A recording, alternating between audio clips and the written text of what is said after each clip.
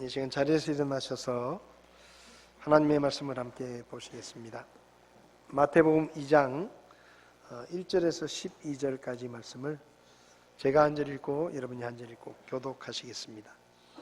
이제 헤롯 왕 시대에 예수님께서 유대 베들레헴에서 태어나심에 보라 동쪽으로부터 지혜자들이 예루살렘에 와서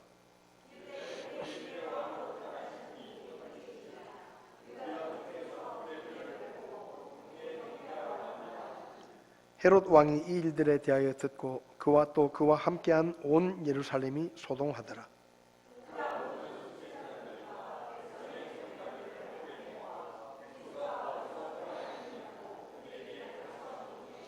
그들이 그에게 이르되 유대 베들레헴이니이다. 대언자를 통해 이렇게 기록하신 바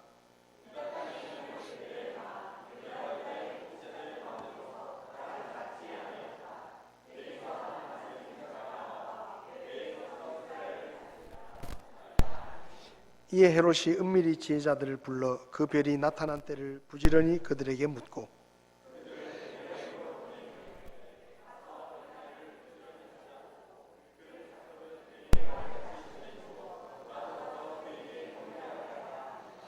그들이 왕의 말을 듣고 떠나가는데 보라 동쪽에서 그들이 보았던 그 별이 그들보다 앞서 가다가 마침내 그 어린아이가 있는 곳에 이르러 멈추어 서니라. 그들이 집으로 들어가 어린아이가 자기 어머니 마리아와 함께 있는 것을 보고 엎드려 그에게 경배하고 자기들의 보물함을 열어 황금과 유향과 몰약을 그에게 선물로 드리니라.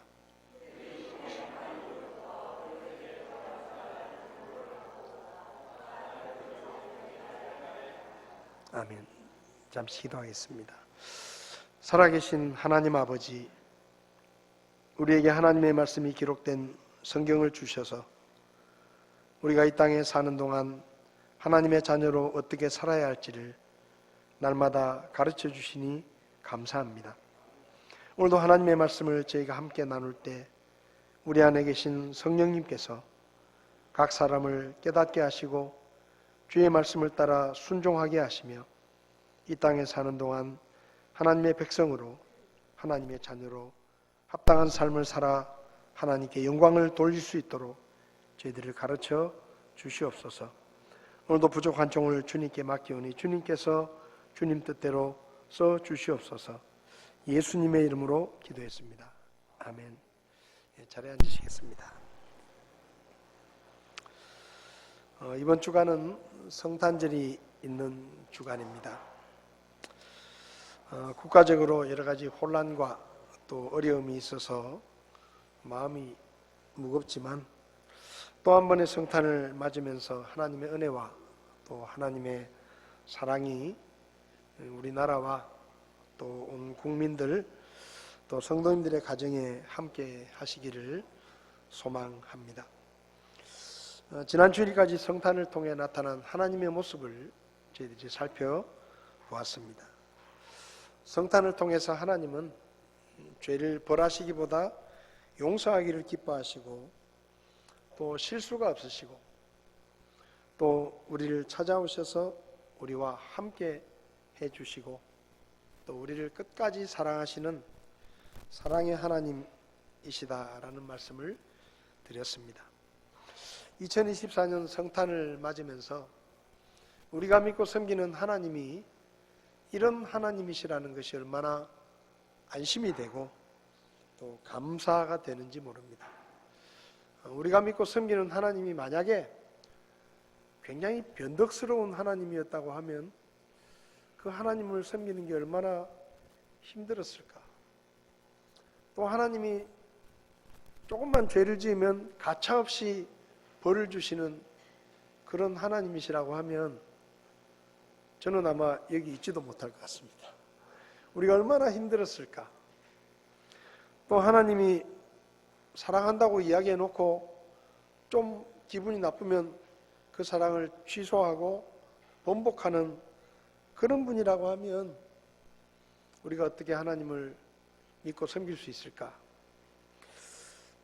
성탄을 맞으면서 우리가 믿고 섬기는 하나님이 정말 참 좋으신 분이시고 우리를 사랑하시는 하나님이시다라는 생각을 다시 해보니까 참 감사가 되고 마음이 얼마나 안심이 됐는지 모릅니다.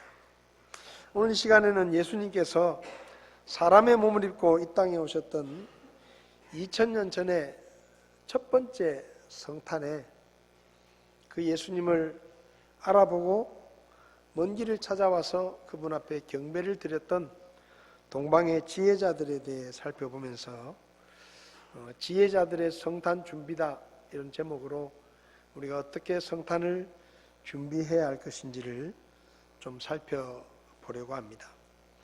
물론 예수님의 성탄은 약 2000년 전에 있었던 과거의 사건입니다. 그래서 그 성탄은 다시는 오지 않습니다. 그래서 우리가 예수님의 그 성탄을 준비하거나 그분의 성탄을 우리가 기대하고 이런 것들은 이미 지나간 일이지만 우리에게는 예수님께서 약속하신 또 한 번의 성탄이 미래의 사건으로 약속되어 있습니다. 그것은 부활하신 주님께서 하늘로 올라가셨다가 내가 다시 이 땅에 오시겠다 약속하신 그 주님의 재림이 어떤 면에서 우리에게는 미래의 성탄이다 라고 이야기할 수 있습니다. 그래서 오늘 이 말씀을 통해서 우리가 장차 맞이하게 될 두 번째 성탄 예수님의 다시 오심을 우리가 어떤 마음으로 준비하고 또 어떻게 받아들일 것인가를 살펴보기를 원합니다. 오늘 이 지혜자들은 개역 성경에는 동방의 박사들이다라고 번역이 되어 있는데 우리 성경에는 지혜자들이다라고 번역이 되어 있습니다. 이 지혜자들은 1절과 2절을 보면 예수님의 탄생을 알려주는 별을 보고 예수님을 찾아왔다라고 말씀합니다. 이제 헤롯 왕 시대에 예수님께서 유대 베들레헴에서 태어나심에 보라 동쪽으로부터 지혜자들이 예루살렘에 와서 이르되 유대인의 왕으로 태어나신 분이 어디 계시냐 우리가 동쪽에서 그분의 별을 보고 그분께 경배하러 왔다라고 말합니다. 여기 말하는 동쪽으로부터 지혜자들이 왔다고 했는데 이 동쪽이 어디냐 하는 것에 대해서 여러 가지 이야기들이 있지만 대다수의 신학자들은 이 동쪽에 있는 이 지혜자들이 찾아온 나라가 파르티아 제국이다라고 이해를 합니다. 파르티아는 지금의 이란과 투르크메니스탄 지역에 있었던 고대 왕국입니다. 이 파르티아는 헬라 제국이 셀레우코스 왕조를 무너뜨리고 건국을 해서 메소포타미아 지역까지 영토를 확장했던 상당히 큰 제국이었습니다. 역사를 보면 그 당시에 최강대국이었던 로마와 맞상대를 할 수 있을 만큼 200년 이상 이 로마와 경쟁했던 그 정도의 강대국이었습니다. 그런데 이 지혜자들이 성경을 보면 지혜자들이라고 나와 있는데 여러 가지 연구를 통해서 보면 이 사람들은 아마도 이 파르티아 제국이라는 나라에서 왕을 자문해주는 그런 왕의 자문 역할을 해주는 천문학자들이었다라고 이야기할 수 있습니다. 그러니까 이 사람들은 별을 보면서 나라의 대사를 왕에게 조언하는 그런 역할을 했던 사람들이라고 생각이 됩니다. 그래서 이 지혜자들은 파르티아 제국의 당시 수도가 니사라는 곳이었는데 지도를 보시면 니사라는 곳은 파르티아 제국의 북동쪽에 있는 그런 도시입니다. 이 니사에서 이 유대 땅 예루살렘까지는 약 3200km 직선거리로 3200km 정도 떨어진 곳이었습니다. 그런데 이 동방의 지혜자들은 별을 연구하다가 아주 특별하고 이상한 별이 하나 나타난 것을 보고 그것이 바로 유대인의 왕이 태어났다는 징조다라고 알아차렸습니다. 사실 이 사람들은 이 파르티아라는 나라는 페르시아가 점령했던 땅에 세워진 제국이었습니다. 그러니까 역사를 보면 바벨론, 페르시아, 파르티아 이렇게 연결이 되는 것이죠. 그러니까 이 파르티아 제국의 사람들은 원래 그들의 조상은 페르시아 사람들인데 아마도 이 지혜자들은 상당히 공부를 많이 했던 사람들이기 때문에 그리고 그들의 조상인 페르시아 사람들로부터 성경에 대한 이야기를 전해 들었던 것 같습니다. 그래서 그들의 조상들로부터 전해 들은 구약 성경의 이야기를 이들이 공부하고 알고 있었고 그리고 그 구약 성경에 예언되어 있었던 메시아의 탄생, 즉 하나님께서 때가 되면 하나님의 구원자를 세상에 보내실 것이다 라는 이 말씀을 이 지혜자들은 아마 마음에 두고 있었던 것 같습니다. 왜냐하면 별을 연구하다가 아주 이상한 별을 하나 발견했어요. 근데 이 성경을 보면 이 지혜자들이 그 이상한 별이 나타나자마자 그 별을 유대인의 왕과 연결을 시킨 겁니다. 그러니까 이상한 별이 나타났는데 그 이상한 별을 여러 가지 의미를 부여할 수 있는데 이 지혜자들은 별을 연구하다가 이상한 별이 여기 하나 나타났잖아요. 별이 나타난 것을 보고 저것이 구약 성경에 예언된 하나님의 구원자를 의미하는 별이다 라고 바로 연관을 시킨 겁니다. 그러니까 이 지혜자들이 그 이상한 별을 유대인의 왕이 태어났다는 것과 연결을 시켰다는 것을 보면 이 지혜자들이 구약 성경을 잘 알고 있었고 그리고 언젠가 구원자가 메시아가 태어난다는 것을 알고 있었을 뿐만 아니라 거기 관심을 가지고 어떤 의미에서는 기다리고 있었다라고 볼 수 있습니다. 메시아가 태어나기를 비록 자기 민족은 아니지만 자기 왕은 아니지만 유대 나라의 왕이 태어나신다. 그리고 그분을 이들은 기다리고 있었습니다. 왜냐하면 별이 나타났어도 관심이 없으면 그냥 특별한 별이 하나 나타나는 모양이다 생각할 텐데 이들은 그 별을 유대인의 왕이 태어났다라는 징조로 바로 이해하고 그리고 그 유대인의 왕을 만나기 위해서 3200km가 넘는 그 먼 거리를 여행해 가지고 그분을 만나야 되겠다라고 생각할 만큼 이 사람들은 구약 성경에 예언되어 있었던 메시아에 대한 예언을 알고 있었고 그리고 한편으로는 기다리고 있었다라고 볼 수 있습니다. 상식적으로 생각하면 예수님이 태어났을 때 제일 먼저 알아야 되는 사람들이 누구냐? 유대 성경학자들입니다. 유대인들이에요. 그들은 구약 성경을 가지고 있었고 그리고 성경을 어릴 때부터 잘 배워서 잘 알고 있었기 때문에 예수님이 태어났을 때 누구보다 먼저 예수님이 태어났다는 것을 알아야 했는데 헤롯 왕을 비롯한 유대 사람들은 심지어 성경을 연구하는 성경학자들도 이 동방의 지혜자들이 예루살렘까지 와가지고 유대인의 왕으로 나신 분이 어디 있느냐라고 물어볼 때까지는 까마득히 모르고 있었습니다. 그 상식적으로는 제일 먼저 알아야 될 사람들은 전혀 모르고 있는데 3000km가 떨어진 다른 나라의 천문학자들이 예수님이 태어난 것을 별을 보고 바로 알아차린 것이죠.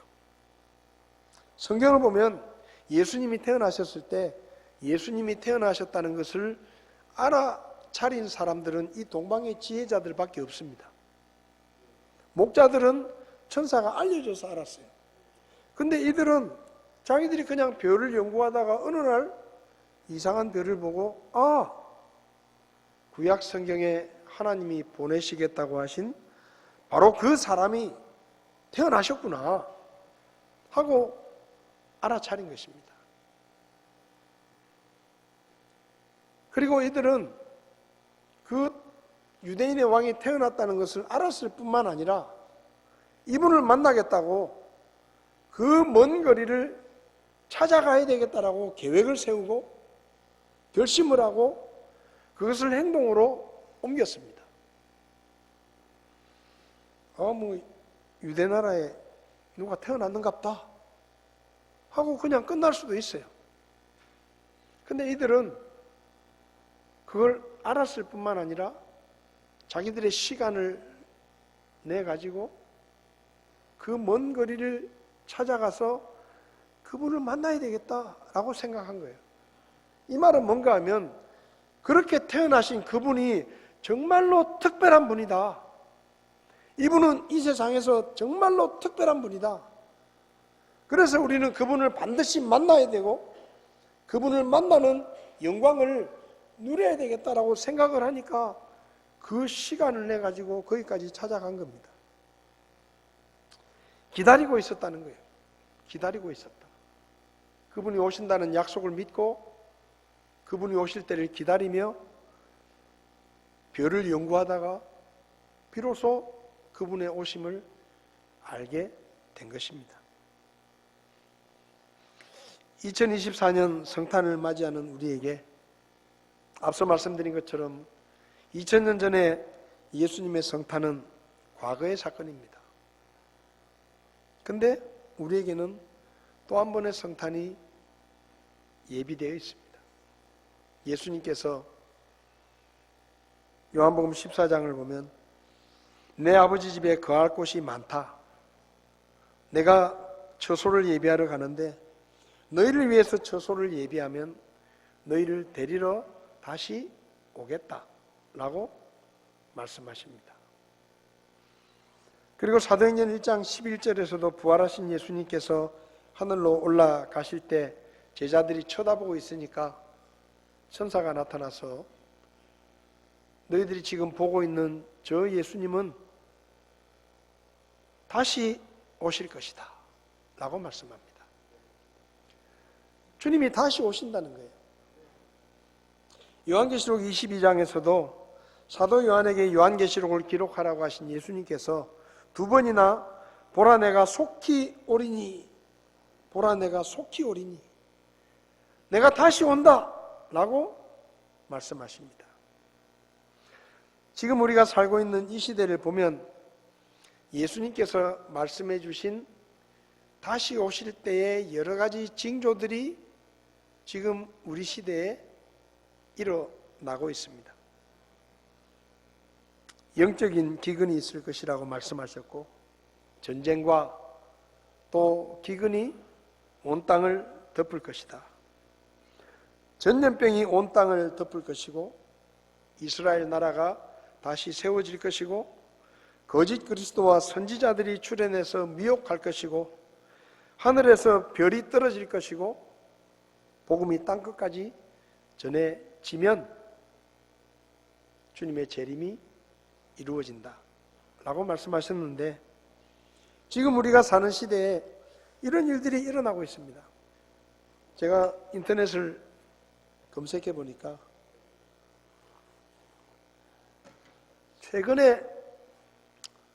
최근 한 4, 50년 동안에 하늘에서 별이 떨어지면 그것을 운석이라고 합니다.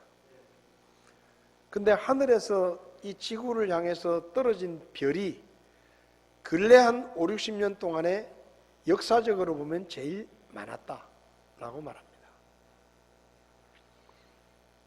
지진이나 전염병 이런 것들도 말할 필요가 없지만 하늘에서 별이 떨어진다고 했는데 그 하늘에서 떨어지는 운석이 지금 이 시대에 급격하게 늘어나고 있다라고 말합니다. 코로나19라는 전염병이 전 세계를 덮쳤습니다. 그 이전에 있던 전염병들은 이 지구의 한쪽 구석에서만 유행하다가 끝이 났는데 코로나19는 전 세계를 덮쳤습니다. 이런 전염병이 주님이 다시 오실 때가 가까이 되면 일어날 것이라고 했는데 지금 우리가 그것을 겪은 거예요. 전쟁, 지진, 이런 일들이 지금 전 세계적으로 벌어지고 있습니다. 전 세계 인구의 90% 정도가 복음을 들었다, 성경이 전해졌다라고 말합니다. 이제 성경이 전해지지 않은 사람들은 약 10% 정도 되는데 이 사람들은 아주 소수민족이거나 말이 어려워가지고 그 사람들에게 그들의 말로 복음을 전하기가 어려워서 전해지지 않은 곳들이고 지금 열심히 그들의 말로 복음이 번역되고 있습니다. 거의 다 전해진 거예요. 그러니까 이 주님이 재림하실 때가 가까이 왔다 라고 성경 말씀이 우리에게 보여줍니다. 그럼 우리는 어떠냐는 거예요. 2000년 전에 동방의 지혜자들은 예수님의 성탄을 관심을 가지고 사모하며 기다렸고 별을 보고 단번에 예수님의 성탄을 알아보았는데 지금 이 시대를 살아가는 우리는 과연 다시 오실 주님의 성탄을 관심을 가지고 있느냐? 주님이 다시 오신다고 하신 그 말씀에 우리가 관심을 가지고 있는가? 또 이 시대를 바라보며 주님이 다시 오실 때가 언제인지에 대해서 우리가 깊은 관심을 가지고 있는가? 또 주님이 다시 오실 것을 우리는 사모하는 마음으로 간절히 기다리고 있는가? 생각해 보는 것입니다. 디모데후서 4장을 보면 사도 바울이 죽음을 앞두고 마지막으로 이런 유언을 남깁니다. 내가 선한 싸움을 싸우고 나의 달려갈 길을 마치고 믿음을 지켰은즉 이후로는 나를 위하여 의의 관이 예비되어 있나니 주 곧 의로우신 심판자께서 그날에 그것을 내게 주실 것이요 내게만 아니라 그분의 나타나심을 사랑하는 모든 자들에게도 주시리라. 주님께서 의의 관을 주신다고 하셨는데 그 의의 관을 누구에게 주신다고 했는가 하면 주의 나타나심을 사랑하는 모든 자들에게. 여기서 사도 바울이 말하는 그분의 나타나심은 그분의 재림을 말합니다. 주님의 재림을 사모하며 기다리며 주님의 재림에 대해서 깊은 관심을 가지고 그분의 다시 오심을 사모하며 기다리는 사람들에게 의의 관을 주시겠다라고 말씀하신 거예요. 우리는 주님의 재림을 믿고 사모하며 기다리고 있는가? 말로는 주님의 재림을 기다린다고 말하면서 저금 통장에 돈을 쌓는 것을 더 중요하게 여기고 땅 한 평 사는 것을 더 중시하고 좋은 아파트 사는 것을 더 값지게 여기고 이제 살만한데 그동안 고생하다가 이제 살만한데 예수님 좀 천천히 오십시오. 그러고 있진 않은가? 여러분 어떻습니까? 오늘 저녁에 예수님이 다시 오시겠다고 통지를 하면 여러분은 어떠시겠어요? 아이고, 우리의 결혼식이 일주일 뒤인데 결혼식은 하고 오셔야지 뭘 이렇게 빨리 오시냐고. 아이, 내가 로또 복권 사가지고 1등 당첨됐는데 돈 받으러 가야 되는데 좀 써보고 오시지. 우리 손자 태어날 날이 열흘이면 손자 태어나는데 손자 얼굴은 그래도 보고 가야지. 그래서 어떤 여가수가 노래했던 것처럼 못 간다고 전해라. 혹시 우리가 그러고 있지는 않은지. 세상의 마음을 뺏겨서 이 세상에 있는 것들에 그저 우리 마음이 뺏겨서 주님이 다시 오시는 것도 별 관심이 없고, 오시려면 좀 천천히 KTX 타지 말고 무궁화 타고 오시라고 그러고 있는 건 아닌지. 이 동방의 지혜자들은 유대 사람도 아니었습니다. 자기들하고 아무 상관이 없는 메시아였어요. 그런데 이들은 간절히 사모하며 관심을 가지고 별이 나타나자마자 유대인의 왕이 태어났다는 징조다 하고 단번에 알아볼 정도로 늘 그것에 마음을 쓰고 있었어요. 단번에 알아보았습니다. 유대 성경학자들도 까마득히 몰랐는데 주님이 다시 오실 때가 가까이 왔습니다. 잘 먹고 잘 사는 일에 관심을 갖기보다 다시 오실 주님을 맞이하는 일에 관심을 가지시기를 바랍니다. 이 땅에서 좀 더 잘 살아보겠다고 애쓰기보다 다시 오실 주님을 맞이할 준비를 잘 하면서 사모하며 기다리는 그런 저와 여러분들이 될 수 있기를 바랍니다. 그리고 오늘 본문을 보면 지혜자들은 기쁨으로 경배를 드렸습니다. 여기 지혜자들이 예루살렘에 와서 이렇게 말합니다. 유대인의 왕으로 태어나신 분이 어디 계시냐? 우리가 동쪽에서 그분의 별을 보고 그분께 경배하러 왔노라. 이 지혜자들은 먼 길을 찾아와가지고 자기들이 찾아온 이유가 경배드리기 위해서 왔다라고 말합니다. 유대인의 왕으로 태어나신 분이 어디 있느냐? 우리가 그분께 경배를 드리려고 찾아왔다. 파르티아의 니사라는 수도에서 이들이 왕의 자문위원이니까 아마 수도에 살았을 가능성이 제일 큽니다. 그 니사에서 예루살렘까지는 직선거리로 3,200km 정도 됩니다. 서울에서 부산까지가 직선거리로 323km입니다. 서울 부산을 5번 왕복하는 거리만큼 먼 거리입니다. 그런데 이 지혜자들은 자기 나라의 왕자가 태어난 것도 아니에요. 남의 나라의 왕자가 태어났어요.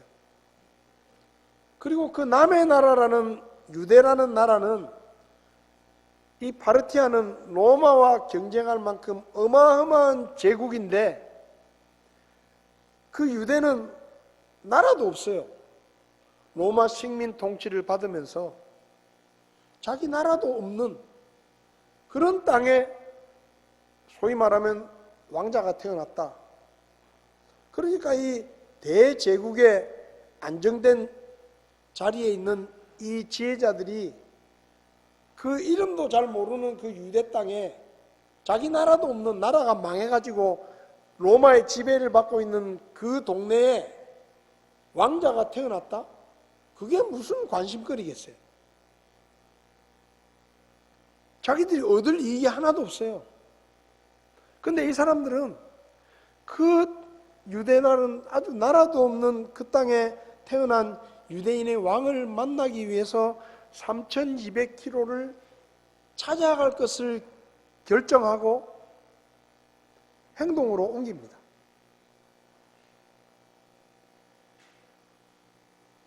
요즘처럼 무슨 비행기 타고 가는 것도 아니에요. 걸어서 기껏 해봤자 낙타를 타고 가는 길에 사막을 건너기도 해야 되고 험한 산과 강을 건너야 되고 도적이나 강도를 만나서 목숨을 잃을지도 모릅니다. 너무 먼 길이에요.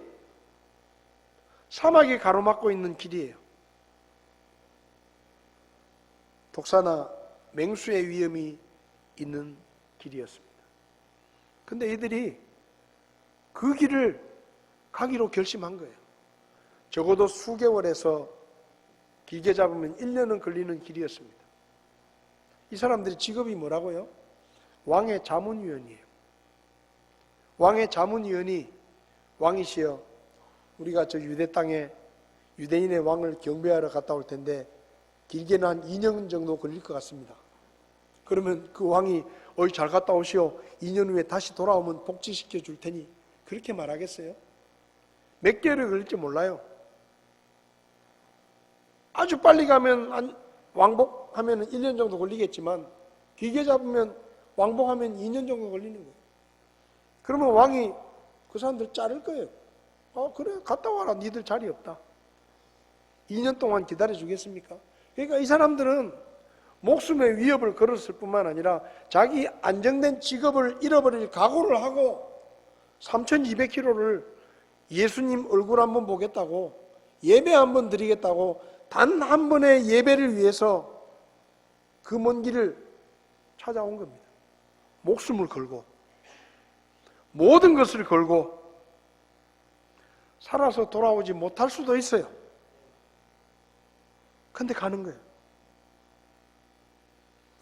살아 돌아오더라도 그 안정된 직장, 직업을 잃을 수도 있습니다. 그래도 가는 거예요. 3000km가 넘는 먼 길을 왜 갑니까? 왜 갔겠어요? 유대인의 왕? 유대인의 왕자가 태어났다? 그거 별로 이 사람들한테 중요한 일이 아니에요. 하나도 중요한 일이 아니에요. 식민 통치를 받고 있는 이름도 없는 나라에 왕이 태어난 게 왕자가 태어난 게 무슨 대단한 일이겠어요?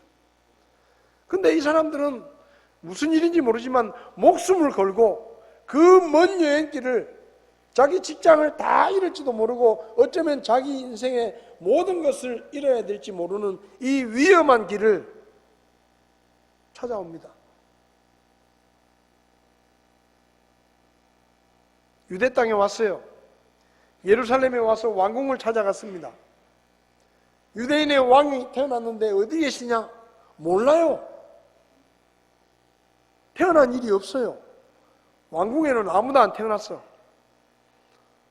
그래서 이리저리 알아보니까 저 촌동네 베들레헴에 성경에 보면 뭐가 하나 태어난다고 예언이 돼 있는데 그 베들레헴인지 모르겠습니다. 근데 이 지혜자들이 그 먼 길을 유대인의 왕자를 만나러 왔어요.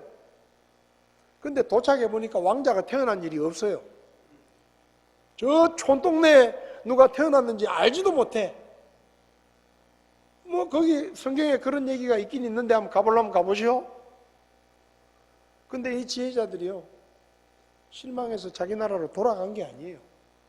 그 베들레헴까지 가요.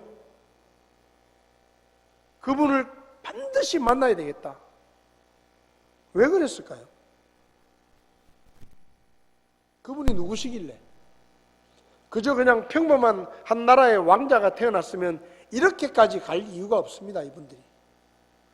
근데 그 왕을, 그 사람을 만나겠다, 아기를 만나겠다고 목숨을 걸고 3000km가 넘게 여행을 왔고, 그리고 이 아이가 왕자가 아니라는 것을 알면서도 촌동네까지 또 시간을 내서 찾아갑니다. 왜 그랬을까? 저는 그 답을, 왜 하나님께서 이 사람들의 이야기를, 유대인도 아닌데 왜 이 사람들의 이야기를 성경에 기록해 놓으셨을까? 라는 생각을 해봤습니다. 왜 이 사람들의 이야기를, 이 사람들의 행동을 성경에 기록하셨을까? 이 사람들은 왜 그 아기를 만나기 위해서 그 먼 길을 마다하지 않고 왔고, 목숨까지 내놓고 어마어마한 대가를 치를 각오를 하고 그분을 반드시 만나야 되겠다라고 찾아왔을까? 어쩌면 이분들은 그렇게 태어나신 분이 사람이 아니라 하나님이시다 라는 것을 믿고 있었을지 모릅니다. 하나님이 사람의 몸을 입고 오신 분이다. 그러니 내 살아있는 동안에 이분을 한번 만나는 것은 영광스러운 일이고, 이분을 만날 수만 있다면 목숨을 걸어도 좋고 모든 걸 잃어도 좋고, 내 인생이 송두리째 없어지더라도 그분 얼굴 한번 볼 수 있다면 그것으로 나는 족하다. 그런 마음 정도가 있으니까 그렇게 찾아온 거 아니겠어요? 망한 나라의 왕자가 태어난 게 무슨 대수로운 일입니까? 자기 나라의 왕자도 아니에요. 근데 뭐 하려고 그 아이를 만나러 그 목숨을 걸고 그 먼 여행을 옵니까? 뭔가 그들이 다시는 만날 수 없는 특별한 분, 인생을 걸고서라도 만나기 원하는 가치가 있는 분이라는 것을 이들이 아는 거예요. 그래서 찾아온 겁니다. 그러니까 하나님이 이들의 이야기를 성경에 기록해 놓으신 거예요. 그냥 뭐 어쩌다가 왔다, 그러면 이 사람들의 이야기가 성경에 기록될 이유가 없어요. 그냥 뭐 왕이 하나 태어났으니까 인사하러 왔다, 그 정도 얘기면 성경에 기록할 이유가 없어요. 근데 하나님이신 그분, 하나님의 아들이신 그분이 태어나셨다는 것을 제일 먼저 알아보고 목숨을 걸고 그들의 인생을 다 걸고 단 한 번의 예배를 위해서 그 멀고 먼 길을 마다하지 않고 찾아와서 주님 앞에 엎드려 경배했던 이들의 예배가 하나님을 감동시켰기 때문에 이들의 이야기가 여기 기록되어 있는 겁니다. 요한복음 4장 23절에 그러나 참되게 경배하는 자들이 영과 진리로 아버지께 경배할 때가 오나니 곧 지금이라. 이는 아버지께서 자기에게 이렇게 경배하는 자들을 찾으시기 때문이다. 하나님에게 이 지혜자들이 드린 그들의 인생의 단 한 번의 예배, 그 예배는 하나님의 마음을 감동시켰던 예배입니다. 그래서 그들의 이야기가 여기 기록되어 있는 거예요. 여러분, 하나님은 예배하는 자들을 찾으십니다. 영원히 멸망할 우리를 구원하신 이유가 뭐냐? 우리에게 무슨 헌금을 받고 싶으시고, 우리의 무슨 지혜로 교회를 섬기고, 우리의 힘으로 교회를 세우기 위해서 우리를 구원하신 게 아니에요. 우리를 통해 예배를 받으시기 위해서, 우리를 통해 우리가 하나님을 알아들이고 하나님이 창조주라는 것을 인정하고 그분 앞에 예배를 드리게 하기 위해서 우리를 구원하신 거예요. 이 지혜자들에게 예수님을 만나서 단 한 번 드리는 그 예배는 그들의 온 인생을 걸기에도 아깝지 않을 만큼 소중했습니다. 3200km를 달려갈 만큼 소중했어요. 사막을 건너고 험한 산을 건너고 몇 개월이 걸리더라도 단 한 번의 예배를 드리기 위해서 그들은 인생을 걸었습니다. 그래서 하나님이 그들의 예배를 기뻐 받으신 거예요. 그리고 성경에 그들의 이야기를, 어쩌면 잊혀질 수도 있었던 그들의 이야기를 이 성경에 기록하신 것입니다.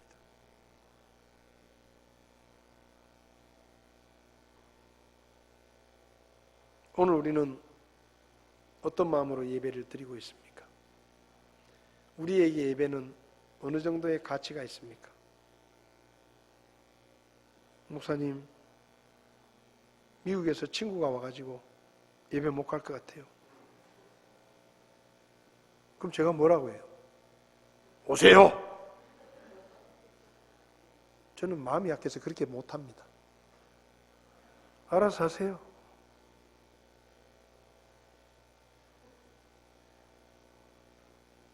우리가 그렇게 예배를 포기하면 그 예배는 친구만도 못한 예배가 됩니다. 목사님, 중요한 계약이 있어가지고 제가 바이어를 만나야 되는데 바이어가 시간이 그때밖에 안 된답니다. 제가 예배를 못 갈 것 같습니다. 그렇게 연락이 오면 제가 이렇게 묻고 싶어요. 얼마짜리 계약입니까? 도대체 예배를 포기하고 쫓아갈 만큼 중요한 계약이라면 한 3조쯤 됩니까? 계약액이 5조쯤 됩니까? 묻고 싶은데 물으면 또 상처받을까 봐 제가 마음이 약해서 말을 못해요. 중요한 계약이니까 할 수 없죠. 이 지혜자들은 단 한 번의 예배를 위해서 목숨을 걸고 자기 인생을 걸고 3200km를 마다하지 않고 달려와서 예수님 얼굴 한번 본 거 그 기쁨을 가지고 돌아갔어요. 그들에게 그 한 번의 예배는 목숨을 걸 만큼, 직업을 잃더라도 좋을 만큼 가치 있는 예배였습니다. 왜요? 그 예배를 받으시는 분이 창조주 하나님이시라는 것을 알았기 때문이에요. 그래서 그렇게 온 겁니다. 오늘 우리가 드리는 예배 누가 받으시는 거죠? 창조주 하나님. 우리를 위해 목숨을 내어주신 그분이 받으시는 예배입니다. 여러분에게 예배는 얼마나 소중합니까? 목숨을 걸어보신 적이 있습니까? 지금도 이 지구상에 예배를 드리기 위해서 목숨을 걸고 예배당에 가야 되는 나라들이 많습니다. 예배를 드리기 위해서 저 깊은 숲속에 들어가서 몇 시간을 걸어 들어가서 예배를 드려야 되는 나라들도 있습니다. 예배를 드리기 위해서 지하에 땅굴을 파고 지하에 숨어서 예배를 드리다가 들켜가지고 온 가족이 몰살당하는 그런 나라도 있습니다. 우리는 예배를 위해서 무엇을 버리고 무엇을 포기하고 있습니까? 여러분에게 예배는 뭡니까? 친구보다 못한 예배, 돈 몇 푼보다 못한 예배. 예배는 그런 게 아닙니다. 예배는 살아계신 창조주 하나님 앞에 우리가 그분을 인정하고 그분께 감사하고 우리의 믿음을 고백하는 정말로 소중한 시간입니다. 우리는 어떻게 예배를 드리고 있습니까? 마지막으로 지혜자들은 정성스럽게 예물을 준비했습니다. 11절을 보면 그들이 집으로 들어가 어린아기가 자기 어머니 마리아와 함께 있는 것을 보고 엎드려 그에게 경배하며 자기들의 보물함을 열어 황금과 유향과 몰약을 그에게 선물로 드렸다. 황금과 유향과 몰약을 그들은 준비했습니다. 자기 나라에서 출발할 때 이미 준비를 했습니다. 근데 이들이 가지고 온 이 세 가지 예물은 이상한 예물입니다. 이제 태어난 지 얼마 안 되는 아기에게 주기에는 좀 이상한 예물이에요. 보통 돌반지를 갖다 주잖아요. 아니면 뭐 옷을 한번 사주든지 그렇게 하잖아요. 근데 이들이 가져온 것은 황금이에요. 당시 황금은 왕에게 바치는 선물이었습니다. 유향을 바쳤는데 유향은 대제사장이 대속죄일에 성전의 지성소에 들어가서 향을 피워서 하나님께 바치는 향이었습니다. 제일 이상한 게 몰약인데 이 몰약은 장례식에 쓰는 물건이에요. 여러분 생각해보세요. 여러분 집에 귀한 아이가 태어났는데 어떤 손님이 와가지고 상복을 만들어가지고 와가지고 아기 선물입니다 주면 여러분 기분이 어떻겠어요? 얘가 죽을 때 쓰십시오 그러면서 태어나가지고 얼마 되지도 않았는데 대충 제가 사이즈 맞춰가지고 상복을 한 벌 최고급으로 준비했습니다. 그리고 선물을 딱 줍니다. 그럼 여러분이 기분 좋게 받으시겠어요? 아주 기분 나쁜 선물이에요. 이제 태어난 지 얼마 안 되는데 장례식에 시체에 바르는 향을 선물로 들고 온 거예요.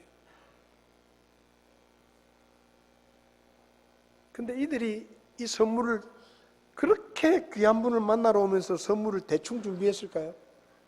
고민을 하고 생각을 하면서 정말로 최선을 다해서 준비했을 거예요. 근데 준비한 게 황금, 유향, 몰약이에요. 이게 의미가 있는 것입니다. 그들이 왜 그런 선물을 준비했는가? 이분은 온 세상의 왕이시다. 이분은 온 세상에, 하나님 앞에 온 세상을 중보하시는 대제사장이다. 이분은 장차 인류의 죄를 지고 십자가에 못 박혀 돌아가실 구원자시다 하는 것을 알고, 성경 연구를 통해서 알고 이분에게 가장 적합한 선물을 준비해서 온 겁니다. 그냥 예사로운 선물이 아니에요. 이들은 예수님의 성탄을 깨닫자마자 바로 선물을 준비했습니다. 생일 선물을. 그리고 그 선물을 가지고 3200km를 찾아왔습니다. 주님이 어떤 분이신지를 알고 있었다는 얘기예요. 그러니까 이 사람들 얘기가 성경에 기록이 된 겁니다. 성탄의 계절, 우리는 어떤 마음으로 성탄을 준비하고 있는가? 지난주 수요일 날 제가 봉투를 하나 받았습니다. 70대 중반의 한 할아버지가 교회를 찾아오셨어요. 앞이 잘 안 보이시니까 지팡이를 이렇게 짚고 범물동에 사시는데 택시를 타고 우리 교회를 찾아오셨습니다. 그래서 어르신 어떻게 오셨습니까? 제가 헌금을 하러 왔습니다. 그래서 깜짝 놀랐어요. 어르신 누구신데요? 46년쯤 전에 워스월리 선교사님, 주인호 목사님 계실 때 우리 교회를 딱 3주 출석했답니다. 3주. 근데 그때 마침 교회가 이 예배당을 짓고 이런 과정이었는지 이 교회 예배당을 이렇게 의자라든지 이런 것들을 이제 헌금을 약속받는 그런 때였던가 봐요. 그래서 자기가 3주 동안 우리 교회에 나왔는데 그때 내가 의자 하나는 하나님 앞에 드려야 되겠다, 그런 마음을 가졌대. 그리고 3주 있다가 바로 서울로 발령이 나가지고 바로 서울로 가셨대요.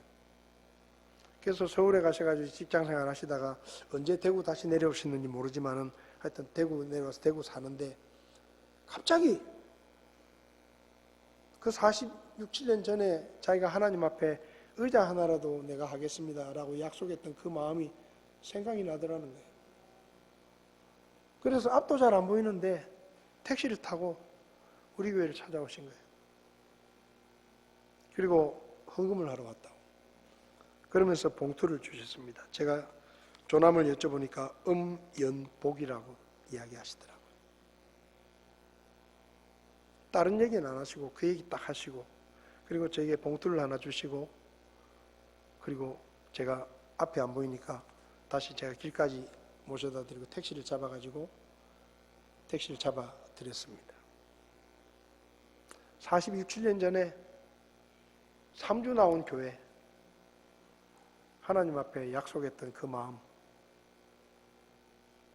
70대 중반이니까 언제 돌아가실지 몰라요.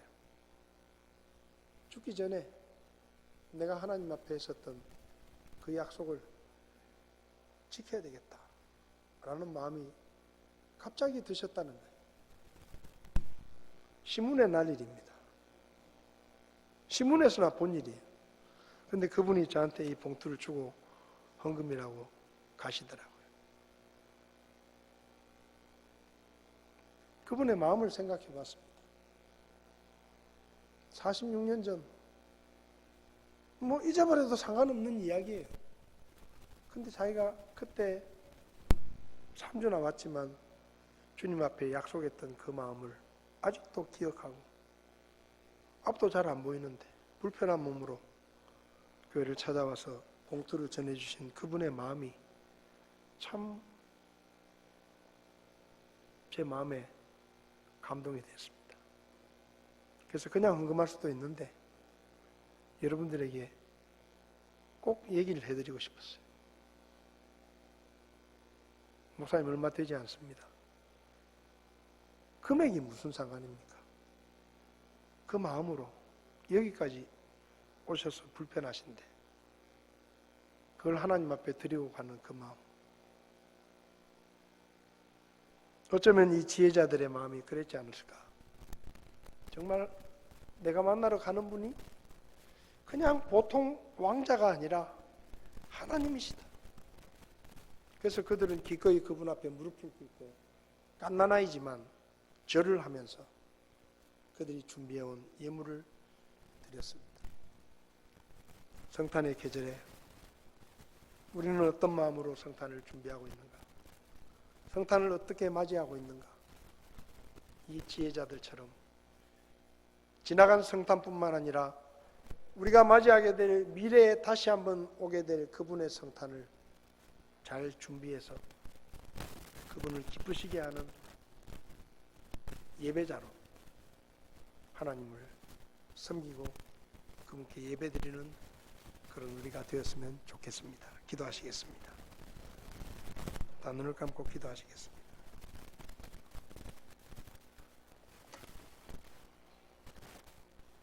주님께서 다시 오실 때가 가까워지고 있습니다.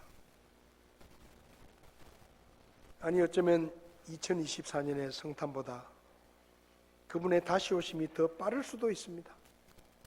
내일 그분이 다시 오실 수도 있고 모레 그분이 다시 오실 수도 있습니다. 그분이 약속하신 두 번째 성탄을 우리는 얼마나 관심을 가지고 준비하고 있는가? 그분을 위해 우리의 삶에 어떤 대가를 치르고 있는가? 어떤 예배로 그분을 섬기고 있는가? 어떤 드림으로 그분을 섬기고 있는가? 이 성탄의 계절에 다시 한번 우리 자신을 돌아보며 다시 오실 주님의 성탄에는 빈 방으로 그분을 맞이하지 않고 가장 귀한 분으로 그분을 맞이하며 가장 가치 있는 예물로 그분께 드리며 주님께 찬양을 드리는 그런 성탄을 준비할 수 있기를 바랍니다. 자리에서 일어나시겠습니다. 우리 주님 다시 오실 때까지 찬송하시면서 다시 오실 주님의 성탄을 준비하는 마음으로, 사모하는 마음으로 제가 기다리겠습니다. 주님 어서 오십시오 라고 주님 앞에 고백하는 시간이 되었으면 좋겠습니다.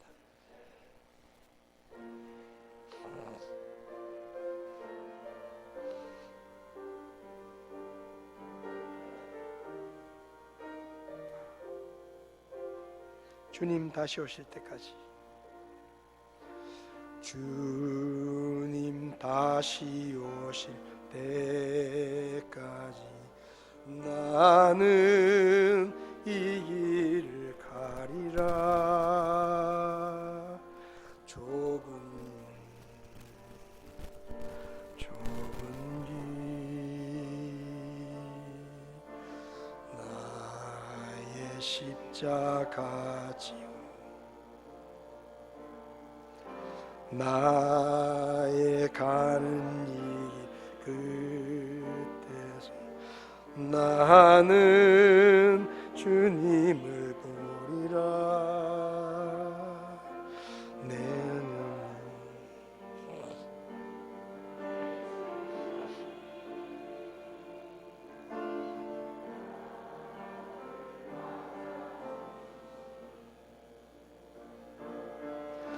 주님 다시 오실 때까지 나는 일어나 달려가리라. 주의 영광 온 땅 덮을 때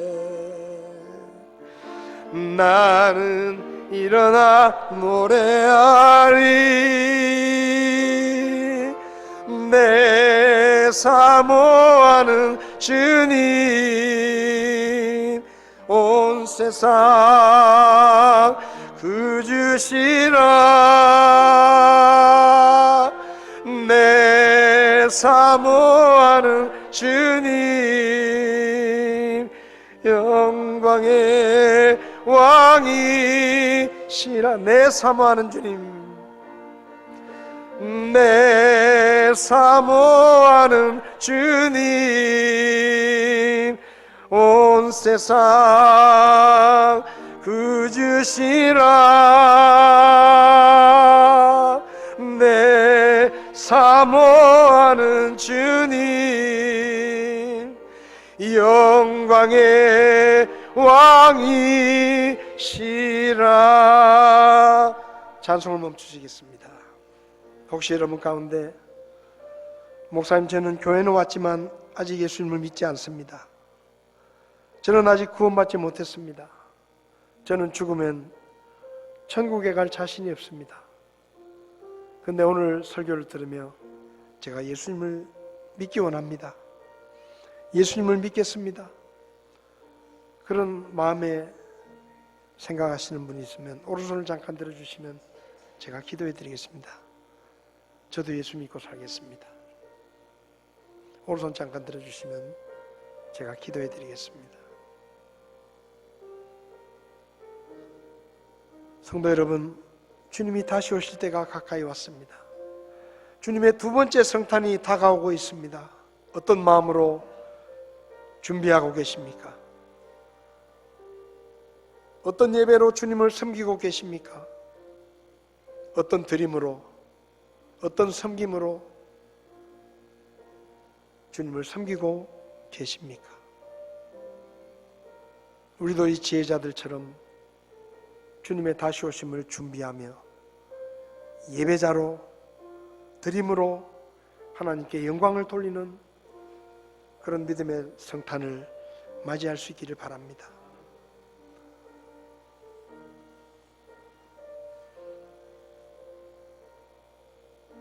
하나님 아버지, 2000년 전에 첫 번째 성탄으로 아기 예수로 오셔서 우리를 위해 목숨을 내어주신 그 크신 사랑을 감사합니다.